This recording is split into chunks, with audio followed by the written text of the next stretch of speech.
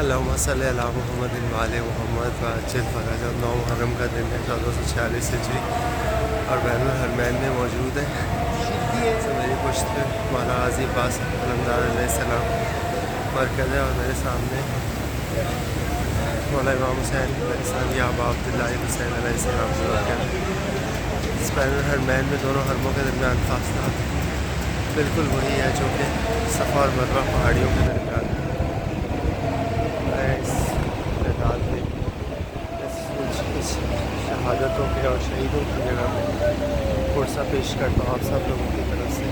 کربلا کے شہیدوں کا 9 محرم ہے، 2 دن سے پانی بھی بند ہے. قیام حسینی علیہ السلام نے اس پیاس کا واسطہ، اس گرمی کا واسطہ، شہیدوں کا واسطہ آپ سب کی دعائیں مستجاب ہوں. آپ اس دن زیارت کرتا ہوں.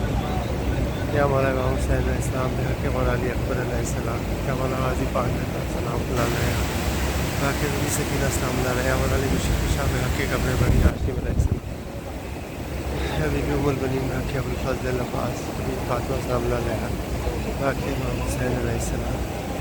اس سے زیادہ بار بار نصیب مقدر ہو مجھے، آپ کو، ہم سب کو، ہماری آنے والی نسلوں کو بچے غم و سائغم شبیر علیہ السلام کے یہاں آنا نصیب ہو اور بار بار آنا نصیب ہو. ایسے کرتا ہوں نسلوں میں آزاداری زواری قائم دائم رہے. آمین یا رب العالمین.